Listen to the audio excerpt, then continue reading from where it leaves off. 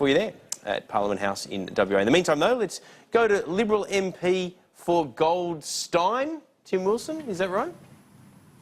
That is correct, Peter. Well done. You get brownie points today. In one. All right, let's start, if we can, with same-sex marriage. We'll move on. I know that there's been a lot of discussion about this, but I just want to clarify one thing. I read in an opinion piece yesterday that you were a supporter of the plebiscite, as though that was some sort of holding up of the grandness and the greatness of the plebiscite. Let me just clarify this. You're a supporter of the plebiscite because you're part of a party room that has sort of notionally endorsed it, or a government that at least took it to the last election. You would have rathered a free vote, though. That's right, isn't it?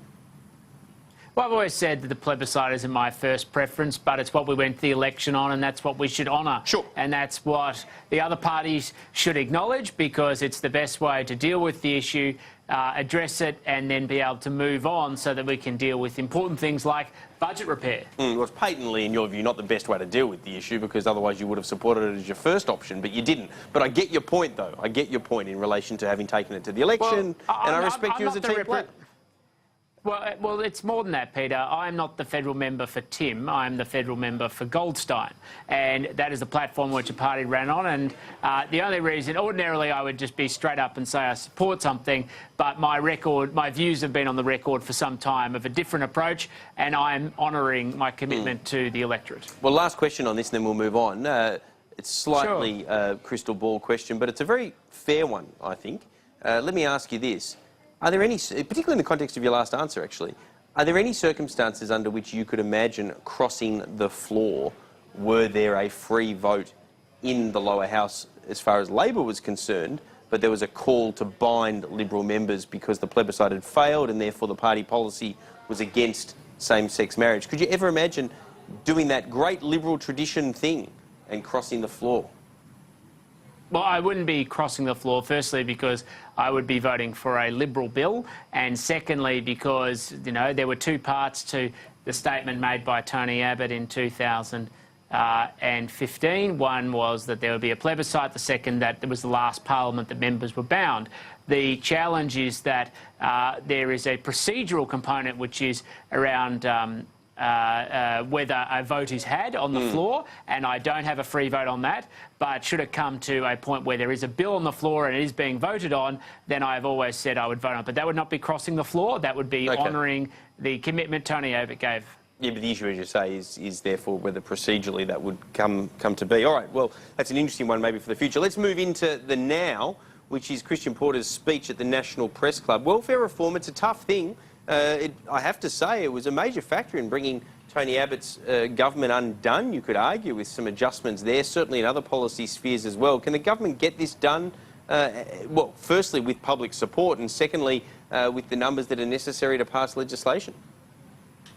I think the answer is resolutely yes. Well, I think what Christian Porter is doing in the great Liberal tradition is actually reframing the conversation, the discussion around what's actually best for people. I think what a lot of Australians are well aware of is that just spending more money is no longer the solution, and that you have to reframe how we're approaching welfare so that it's part of people's pathways of life to get from having a cosseting social safety net and moving it towards one that gives people direction and purpose. And what the Minister has outlined today is that they're now using baseline data to establish how you do that, and it's only going to be the start of an ongoing conversation in the best interests of everybody. As much money in the mix as is currently being spent on welfare, or less? Well, I think that's part of the discussion, but I don't think it should be what determines the outcomes. The outcomes aren't about dollars and cents. They're actually about the human outcomes of the dignity of work, getting people off welfare and giving them pathways to live as full citizens. I think that's where we should be having the dialogue and the discussion. But that's if we're kind just of my talking point, about dollars Tim and cents, Wilson, then you're not actually driving a better outcome for people. I couldn't agree more, but I guess that's sort of my point in a way, because if there are less dollars in it, it's very easy to be attacked, even though it might be a much better structuring of the welfare system. So wouldn't it be politically clever not to put any less money in, but simply reap all of those benefits from a better structured welfare system that incentivises people to return to work?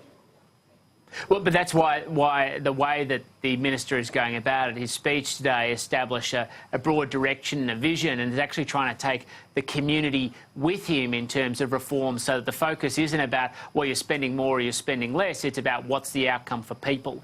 And that's where it's not just in this space. I think there needs to be a much broader dialogue with the Australian community, that it's no longer about the amount of money you spend that determines your sense of compassion or commitment to getting a positive outcome. It's what actually is the outcome. If we could spend less money and get a better outcome, surely as a country you would say that is something we should be aspiring to. Your Victorian Liberal colleague Julia Banks, in her maiden speech, said a lot about unconscious bias that women face and the value of targets. She even wants to see pre-selection panels constituted so that they have equal representation between men and women. Your thoughts on such changes? Well, we have a plebiscite model in Victoria, and that's based on where every member has one equal vote, and I support that system. But do I think we need to get more women into the Liberal Party? Resolutely yes. Do I think we need to get more women into the Parliamentary Party? Resolutely yes. And so I always welcome the opportunity to have this discussion, to work with Julia, who is one of the great bright young stars of the Parliamentary Party, to make that contribution, because her leadership is going to inspire others, and that's what I'm hoping we'll see, and I will help her as much as I can in that process. But isn't sort of her winning such a difficult seat with such a grand CV that she's got? I mean, she was senior counsel to, I think, 2 pretty significant multinational companies, yet she's won a seat. This is a very impressive CV. But she's had to go and fight for a seat which was held by Labor, which will be hard to hold when the tide goes out on a government. This is what often happens in the Liberal Party. We could rattle them off, you'd know as well as I do. Women often get used up by the Liberal Party in marginal seats, and their careers are never able to flourish the way the blokes' careers are in safe seats, because they go out with the electoral tide. I don't agree with that assessment, Peter. I mean, when it comes down to it, Julia Banks chose this seat. It's the only seat she's ever run for. She's actually a relatively new member of the party when she sought pre-selection. She chose to focus on her home turf. She won the pre-selection. She then won the election, and I think she's going to go on and make an outstanding contribution. But do we need to get more women into seats generally? Yes, in the Senate, in the House, marginals, ones that have more predictable result across the board, and that's why I say I'm happy to work with Julia on that. But I don't think we should diminish Julia's achievements, least because she's the only person who won a seat off Labor at the last election, which is testament to her energy and capacity. Now, we're going to get rudely interrupted shortly, I think, by Colin Barnett over in WA. But before we do, I'd love you to weigh in. I'd love you to weigh in on what's happened over there. What on earth are people thinking when they know, presumably, that they don't have the numbers, calling for a spill so close to an election, which can only therefore do one thing? That is expose the fact that 1/3 of the party room would rather Colin Barnett not be Premier of WA. It puts him in an impossible position without creating an alternative narrative for a new leader. I think that's one way you can look at it. The alternative is there are obviously some people who had differences of opinion about direction. They chose to call it on, and they have been resolutely dismissed, and the party has said this is the direction we're going in, and now we're going in united to the next election. And so maybe it actually avoided some other problems where later on, you know, there might have been sniping. Instead, there's unity and purpose behind where the government is going to go, and now they have the best chance to go on and win the election.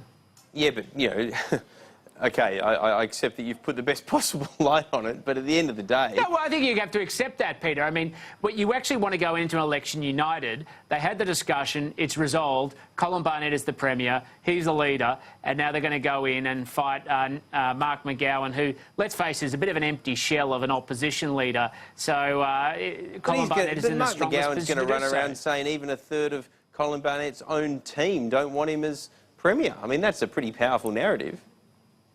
I don't think so, because opposition leaders don't always have 100% support as well. You know what politics is like, Peter. We need to just be adult about it and focus on what's in the best interests of the people of Western Australia if you're a member of that parliamentary team. Tim Wilson, always appreciate your insights. Thanks for joining us on Newsday.